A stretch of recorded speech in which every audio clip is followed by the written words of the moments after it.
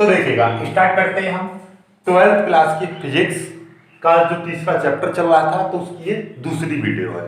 ठीक है, ये वीडियो बहुत ही ज्यादा खास, बहुत ही ज्यादा इंपॉर्टेंट होने वाली है। इसमें आज हम कंप्लीट कराएंगे आपका वैद्युत चालन का मुक्त इलेक्ट्रॉन मॉडल। ये आपने 10वीं क्लास में भी पढ़ा होगा और चैनलों पर भी पढ़ लिया होगा, लेकिन आज यहाँ पर जो पढ़ोगे आप तो बहुत ज़्यादा खास बातें निकल के आएंगी, बहुत ज़्यादा इंपॉर्टेंट चीज़ें, कुछ नया सीखने को मिलेगा। ठीक है, और हम इसके साथ साथ हमें ये चीज़ भी और इसमें जानेंगे कि वैद्युत ये आवेश वाहक क्या होता है, चालक क्या होते हैं, अचालक क्या होते हैं और अर्धचालक क्या होते हैं। ठीक है, मुक्त इलेक्ट्रॉन, मुक्त ये क्या, माध्य मुक्त पथ क्या होता है और क्रांतिकाल क्या होता है, और भी काफी सारे पॉइंट क्लियर करेंगे आपके। ठीक है, तो बिल्कुल प्यार से लास्ट तक वीडियो को जरूर देखना। ठीक है, और देखो मैं बता दूं कि जो बच्चे इस वीडियो को देखने के बाद में आपको मैं बता दूंगा, इसके जो नीचे डिस्क्रिप्शन में लिंक दे रखी है, तो इस चैप्टर के नोट्स वहां पर हैं, वहां से जाकर आप डाउनलोड कर लेना। ठीक है, तो स्टार्ट करते हैं। देखिएगा, सबसे पहले हम पढ़ेंगे वैद्युत चालक का मुक्त इलेक्ट्रॉन मॉडल।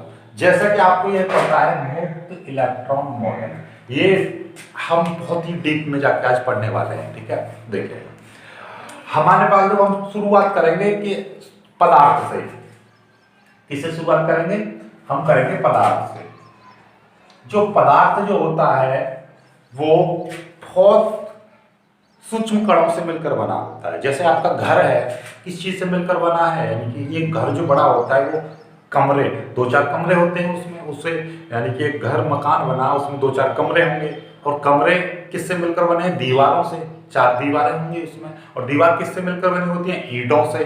ठीक है, ईंट किससे मिलकर बनी होती है? मिट्टी से। ठीक उसी प्रकार से जो पदार्थ है उसको मतलब डीप में जाते जाएंगे, थोड़ा थोड़ा अंदर।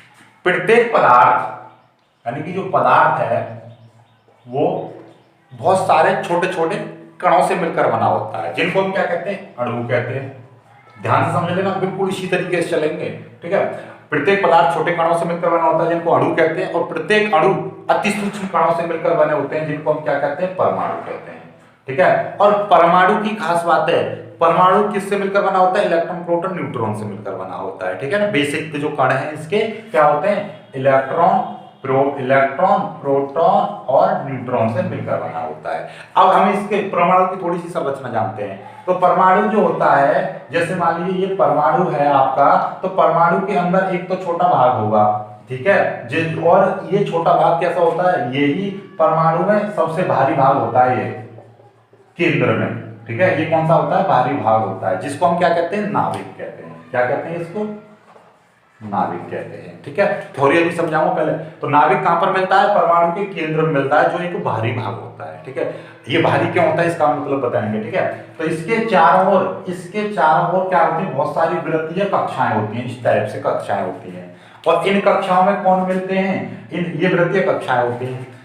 परमाणु के अंदर जो नाभिक है, नाभिक में तो 2 चीज मिलेगी आपकी, न्यूट्रॉन प्लस प्रोटॉन। ठीक है, न्यूट्रॉन और प्रोटॉन कहां पर मिलते हैं? परमाणु के नाभिक में मिलते हैं, और नाभिक के चारों जो वृत्तीय कक्षाएं होती हैं उसमें क्या चीज मिलती है? आपके इलेक्ट्रॉन मिलते हैं। इसमें क्या चीज होती है? ये इलेक्ट्रॉन। ये क्या है? आपके इलेक्ट्रॉन है।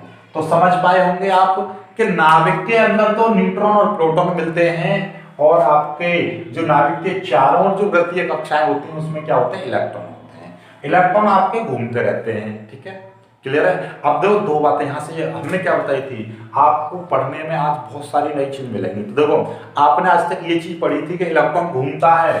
ठीक है, इलेक्ट्रॉन घूमता है, यानी वृत्तीय कक्षा में घूमता है, लेकिन आज एक नई चीज और मिलेगी आपको कि इलेक्ट्रॉन घूमता तो है, ये इस तरीके से गति करता है जैसे पृथ्वी गति करती है। पृथ्वी के बारे में कुछ तुम पता है?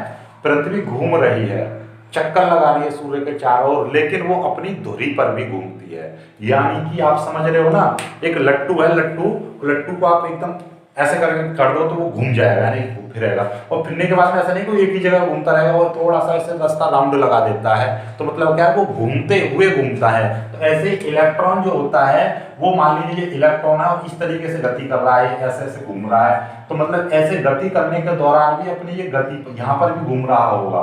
ठीक है, इस तरीके से अपने यहाँ पर भी घूम रहा होगा। यानी कि मैं कह रहा हूँ ये घूमते हुए, जैसे मैं ऐसे करके घूमता रहा हूँ और आगे से ऐसे चक्कर लगा दूँ, तो मतलब घूमते हुए घूमता है। एक नई बात पता चल गई, इलेक्ट्रॉन घूमते हुए घूमता है। इसका डिस्कशन आगे और चैप्टर है, उसमें हम पूरा विस्तृत जानकारी करेंगे। अभी फिलहाल हम इलेक्ट्रॉन मॉडल पर पढ़ रहे हैं, बहुत प्यार से हम इसको क्लियर करते हैं। देखो समझ में आ गया यहाँ तक। अब देखो, क्योंकि जो न्यूट्रॉन जो होता है वो कैसा उदासीन होता है, इस पर जीरो चार्ज होता है, प्रोटॉन पर पॉजिटिव चार्ज होता है और इलेक्ट्रॉन पर कैसा होता है, नेगेटिव चार्ज होता है। तो आपको समझ पाए होंगे कि और जितने भी एक परमाणु में जितने भी प्रोटॉन होते हैं वो सब कहां पर मिलते हैं, इस नाभिक में मिलते हैं। ठीक है, और नाभिक में कितना है, न्यूट्रॉन और प्रोटॉन होता है, इसीलिए ये धनावेश भाग होता है क्योंकि इसमें प्रोटॉन पाए जाते हैं। ठीक है, और ये जो है आपका जो इलेक्ट्रॉन है, आपके इलेक्ट्रॉन बाहर है, आपके नाभिक से बाहर है।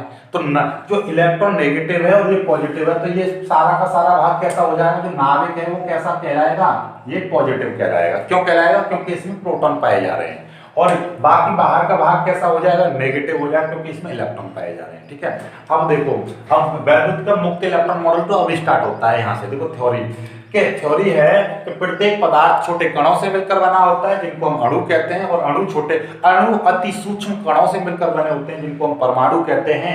परमाणु के अंदर इलेक्ट्रॉन प्रोटॉन न्यूट्रॉन पाए जाते हैं। परमाणु के अंदर एक बाहरी भाग होता है जिसको हम नाभिक कहते हैं, और नाभिक के अंदर प्रोटॉन और न्यूट्रॉन पाए जाते हैं, तथा नाभिक के चारों ओर वृत्तीय कक्षाएं होती हैं जिनमें आपके इलेक्ट्रॉन पाए जाते हैं। क्लियर है बात। एक बार और मैं थ्योरी को रिपीट करूंगा, बस एक बार और कर रहा हूं केवल। पदार्थ छोटे छोटे कणों से मिलकर बना होता है, जिनको अणु कहते हैं, और अणु अति सूक्ष्म कणों से मिलकर बने होते हैं, जिनको हम परमाणु कहते हैं। और परमाणु के अंदर एक बाहरी भाग होता है जिसे हम नाभिक कहते हैं। नाभिक के अंदर न्यूट्रॉन और प्रोटॉन पाए जाते हैं, तथा नाभिक के चारों ओर बहुत सारी वृत्तीय कक्षाएं होती हैं जिनमें इलेक्ट्रॉन घूमते रहते हैं, इलेक्ट्रॉन पाए जाते हैं। इलेक्ट्रॉन ऋणावेशित कण होता है, जबकि प्रोटॉन धनावेशित, और न्यूट्रॉन पर कोई चार्ज नहीं होता है। प्रोटॉन के धनावेशित होने के कारण नाभिक धनावेशित होता है। नाभिक कैसा हो जाएगा, नाभिक भी धनावेशित हो जाएगा। क्यों, क्योंकि इसमें प्रोटॉन मिल रहे, प्रोटॉन धनावेशित है।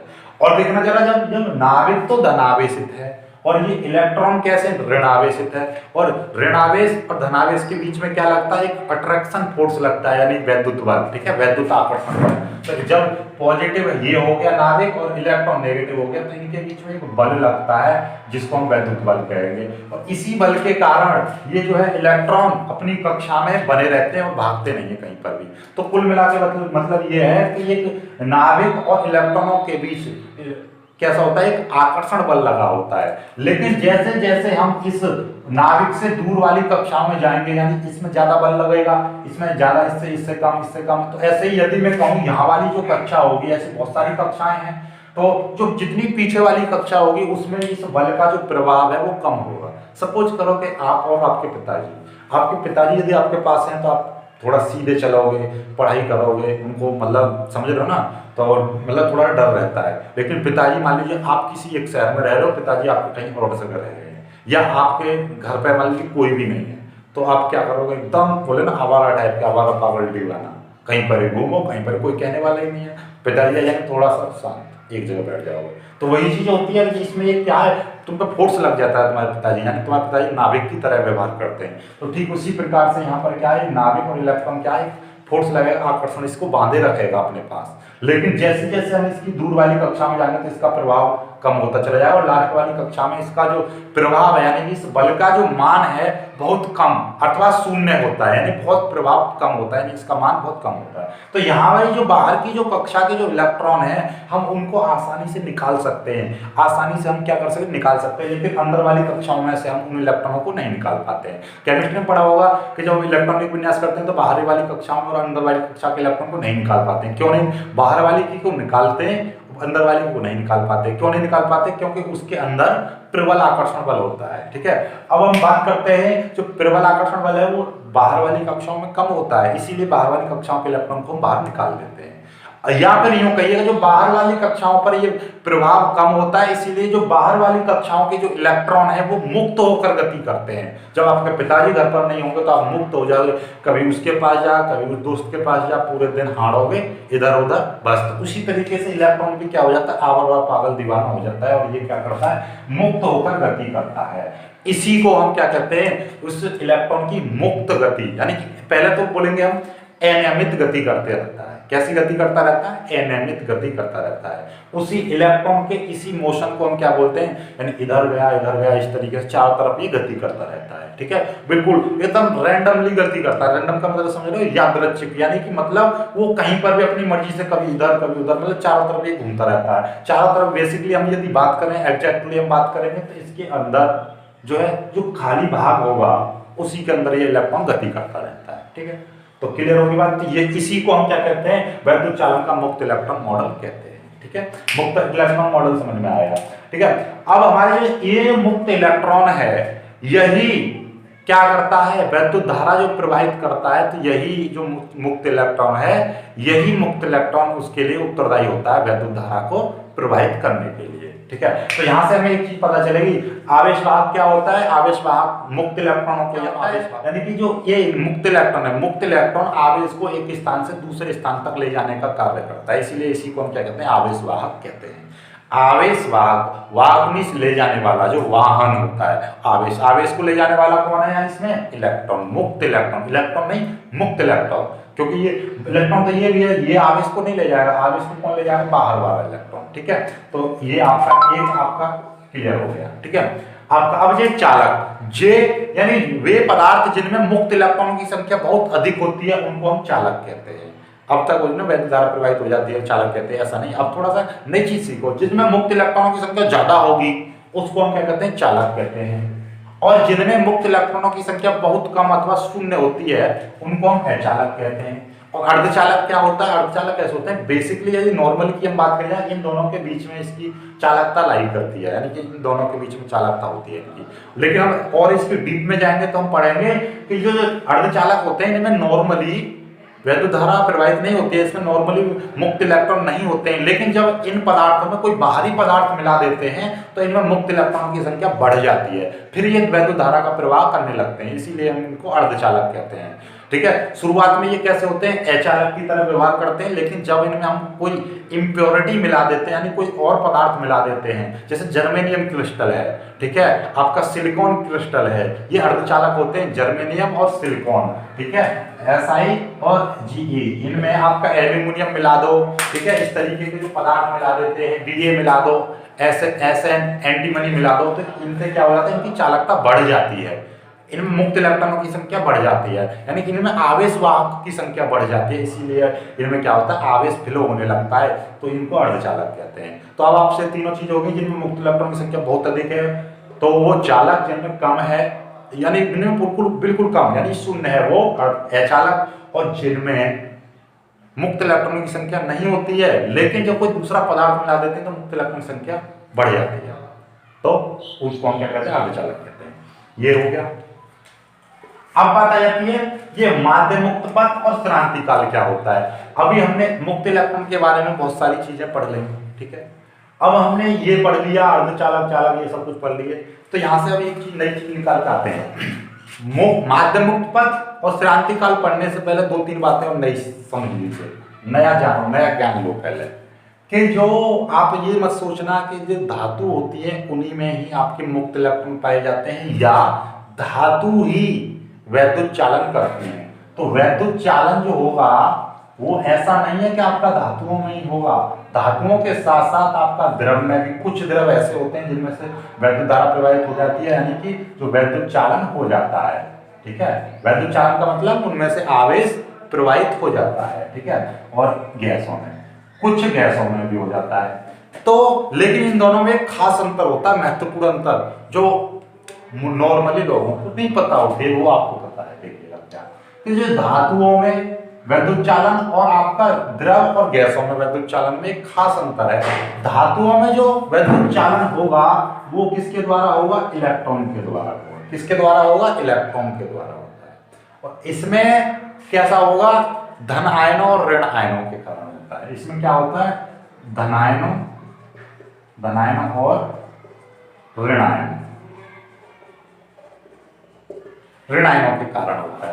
तो द्रवों और गैसों में वैद्युत चालन धनायनों और ऋणायनों के कारण होता है, जबकि आपका धातुओं में जो वैद्युत चालन है वो इलेक्ट्रॉनों के द्वारा होता है। अभी हमने चालक अचालक अर्धचालक की बात की थी, तो वहां पर हमें एक चीज और आप नोट कर लीजिए कि जो आपका दुनिया में ओवरऑल अब तक की हम जो ज्ञात सभी तत्व हैं, धातु हैं सभी में, तो ये क्वेश्चन आपका कॉम्पिटिटिव एग्जाम का बन जाता है कि सबसे ज्यादा चालकता किसकी होती है, या सबसे अधिक मुक्त इलेक्ट्रॉन किसमें पाए जाते हैं, या सबसे अच्छा चालक कौन सा है। तो सबसे अच्छा चालक आप कहोगे कि सर सबसे अच्छा चालक होता है चांदी। क्या? चांदी। चांदी में जो वैद्युत धारा या चांदी में जो वैद्युत धारा है वो बहुत तेजी से प्रवाहित होती है, यानी कि वो सबसे अच्छा चालक माना जाता है। वैद्युत चालक सबसे अच्छा होता है किसमें? चांदी में। क्यों होता है? क्योंकि इसमें मुक्त इलेक्ट्रॉन की संख्या सबसे अधिक पाई जाती है। ठीक है, यदि आपको कोई पूछ ले मुक्त इलेक्ट्रॉन की संख्या सभी जानते तो आप कहोगे उसमें मुक्त इलेक्ट्रॉन घनत्व सबसे अधिक होता है। क्या? मुक्त इलेक्ट्रॉन घनत्व। मुक्त इलेक्ट्रॉन घनत्व। घनत्व का ये मतलब क्या होता है कि एकांक आयतन में मुक्त इलेक्ट्रॉन की संख्या, तो एकांक आयतन में मुक्त इलेक्ट्रॉन की संख्या सबसे ज्यादा होती है, इसीलिए इसमें जो चांदी है बहुत अच्छा चालक है, सबसे अच्छा चालक है। ठीक है, इसके बाद में आपके आते हैं आपका कॉपर आ जाता है। ठीक है, कॉपर, फिर सोना आ जाता है, और उसके बाद में आपका आ जाता है एल्यूमिनियम। ठीक है, इस तरीके से और बहुत सारे हैं। ठीक है, फिर इनको कैटेगरी में अलग अलग तरीके से रखा गया है। आई होप कि ये चीज समझ पा रहे हो आप। ठीक है, अब अपने माध्यम उपपथ और क्रांति काल पर आते हैं। तो ये बहुत ज्यादा इंपॉर्टेंट जानकारी थी आपको। तो सबसे पहला चालक, अच्छा चालक कौन सा? चांदी, उसके बाद में कॉपर, उसके बाद में आपका सोना, उसके बाद में एल्यूमिनियम। ठीक है, इस तरीके से इनका क्रम होता है। फिर और बहुत सारे, लेकिन मोस्टली पहला दूसरा आदमी एक याद करवाता है। मैंने आपको पहला दूसरा तीसरा चारों की चालकता बता दे। ठीक है, माध्यम मुक्त पथ और क्रांति काल, तो इसके बारे में हम जानते हैं। देखिएगा, आपने अभी पढ़ा था कि जैसे मान लीजिए कोई धातु है, और धातु में क्या चीज मिलेगी? यानी मुक्त इलेक्ट्रॉन मिलेंगे। और जो मुक्त इलेक्ट्रॉन है उसमें तो ये मुक्त क्या करते हैं? अनियमित गति करते रहते हैं, इधर उधर भागते रहते हैं। यदि आप अकेले हो किसी शहर में या अपने गांव में, और आपके मम्मी पिताजी वहां पे नहीं, नंसार चले गए आपको छोड़कर, तो आप क्या करोगे? इधर उधर घूमोगे मोहल्ले में। और यदि घूमोगे और मोहल्ले में बहुत सारे बालक हैं तो तुम उनसे बिना बात के अटकोगे, बिना बात के टकराओगे, बिना बात के लड़ाई करोगे, है ना? ऐसा होता है। तो वही चीज यहाँ पर है। यहाँ पर जो इलेक्ट्रॉन होते हैं, मुक्त इलेक्ट्रॉन जो होते हैं, वो अनियमित गति करते रहते हैं। यानी कि ये क्या? आवारा पागल दीवाना है, चारों तरफ घूमेंगे। कोई इधर जा रहा है, कोई इधर जा रहा है, कोई इधर जा रहा है, कोई इधर जा रहा है, इस तरीके से चारों तरफ ये घूमते रहते हैं। तो इसी समय ये जो धातु के जो अंदर आयन होते हैं उनसे टकराते हैं, आयन या परमाणु से टकराते हैं, और टकराने पर इनका क्या हो जाता है? वेग और दिशा बदल जाती है। क्या? वेग और इनका जो दिशा है वो दोनों बदल जाते हैं। ठीक है, टकराने के तुरंत बाद आप किसी से मतलब दीवार में सर मार दो तो आपका सब कुछ बदल जाएगा। ठीक उसी प्रकार से आपस में टकराते हैं तो इनका वेग और दिशा बदल जाती है। ठीक है, तो जब ये टकरा रहे हैं, टकराने के बाद में कुछ दूरी तय करते हैं, तो उसी औसत दूरी को माध्यम उपपथ कहते हैं। यानी कि दो टक्करों के बीच चली गई औसत दूरी को, ध्यान से समझ लेना, औसत जरूर लगाना है, औसत नहीं लगाया तो गलत हो जाएगा पूरा। ठीक है, तो दो क्रमागत टक्करों के बीच चली गई औसत दूरी क्या कहलाती है? माध्यम उपपथ कहलाती है। क्लियर होगी बात? तो माध्यम उपपथ क्या है कि किसी धातु के अंदर मुक्त इलेक्ट्रॉन अनियमित गति करते रहते हैं, जिसके दौरान ये आपस में टकराते रहते हैं। यानी कि ये आयनों से, धातु के आयनों से या परमाणुओं से, ठीक है, या अणुओं से टकराते रहते हैं। अतः हम कह सकते हैं कि यानी कि किसी मुक्त इलेक्ट्रॉन की दो क्रमागत टक्करों के बीच चली गई औसत दूरी को, समझ में आ गई? औसत दूरी क्यों लगाई? क्योंकि ये प्रत्येक टक्कर में ऐसा नहीं एक बराबर दूरी तय करते हैं। तो ये कोई हो सकता है एक में 5 तय करे और दूसरी टक्कर में आपका ये 7 तय करे, तो 7 5 कितना हो गया? 12 है। तो औसत कितनी दूरी चली इसमें? 6। तो इसलिए हमने औसत निकाल दिया। ऐसे करके समझ पाए बात को? तो क्लियर है? तो औसत दूरी और दो टक्करों में लगे औसत समय को क्रांति काल कहते हैं। इसको हम माध्यम उपपथ को हम लैम्डा से प्रदर्शित करते हैं और क्रांति काल को टॉ से प्रदर्शित करते हैं। ठीक है, क्लियर होगी बात? क्रांति काल क्या है कि मुक्त इलेक्ट्रॉन की दो क्रमागत टक्करों के बीच लगे औसत समय को, क्या है ये? औसत समय को क्या कहते हैं हम क्रांतिकाल कहते हैं। और दो टक्करों के बीच चली गई औसत दूरी को हम क्या कहते हैं माध्य मुक्त पथ कहते हैं। क्लियर होगी बात। अब हम बोलेंगे कि सर ये मतलब ये गति क्यों कर रहे हैं। एक्चुअली में ये जो गति कर रहे हैं इसका जो होता है ऊष्मीय वेग के कारण करते हैं। किसके? ऊष्मीय वेग, थर्मल वेलोसिटी। थर्मल का मतलब समझ गए होंगे आप, तापीय वेग। ठीक है, जैसे टेम्परेचर है, कमरे का टेम्परेचर फिर 25 डिग्री सेंटीग्रेड उससे बढ़ता जाएगा तो इसका भी वेग क्या बढ़ जाएगा, जो टेम्परेचर पर डिपेंड करता है। ठीक है, और जो मुक्त इलेक्ट्रॉन है जो बोलते हैं ना, हमने क्या बोली थी, उनको आसानी से हम निकाल सकते हैं। अभी हमने बताया था कि जो नाभिक के चारों जो बल लगता है, नाभिक का आकर्षण बल, नाभिक और इलेक्ट्रॉन के बीच आकर्षण बल है, जो बाहर वाली कक्षाओं के या तो वो थोड़ा सा टेम्परेचर वैसे ही बढ़ा उससे, या उनको और हीट दे दोगे ज्यादा तो वो बाहर वाले इलेक्ट्रॉन आसानी से निकल जाते हैं, तो मुक्त होकर गति करने लगते हैं। ठीक है, तो जो गति करेंगे तो वो किसके कारण कर रहे हैं, यानी कि टेम्परेचर, तो उसी को क्या बोलते हैं ऊष्मीय वेग कहते हैं। और यदि हम इसकी बात करें, यदि हम पूरे मुक्त इलेक्ट्रॉन की हम सामान्य ताप पर बात करेंगे तो उसका जो मुक्त इलेक्ट्रॉन का औसत हमें निकाल, ऊष्मीय वेग का औसत निकालेंगे तो वो कितना होता है, शून्य होता है। कितना? शून्य। तो ऊष्मीय वेग कितना हो जाएगा, शून्य हो जाएगा। ठीक है, शून्य होता है सभी का हम टोटल निकालेंगे तो। ठीक है, अब हमारा आई होप कि ये सारा कुछ आपको इंटरेस्ट लेके पढ़े होंगे, बहुत अच्छे से आपको समझ में आ गया होगा। और मेरे को आशा है कि आपको यहाँ से बहुत अच्छा कुछ सीखने को मिला होगा और आपने ध्यान से वीडियो को पूरा देखा होगा। वीडियो को लाइक करना, अपने दोस्त तक शेयर करना। और मैं आपको फिर बता देना चाहता हूँ, आपको नोट्स इसी वीडियो के नीचे डिस्क्रिप्शन में एक लिंक दे रखी है, आपको काफी सारे, यानी कि फिजिक्स के 3 चैप्टर, केमिस्ट्री के 3 चैप्टर, यानी कि 6 चैप्टरों के नोट्स नीचे दे रखे हैं पीडीएफ में, उनको डाउनलोड कर लेना और थ्योरी को इस तरीके से समझते रहना, वहाँ पे याद करते रहना। अब मैं कह रहा हूँ कि आपके 90% बनने से कोई नहीं रोक सकता है। ठीक है, जय।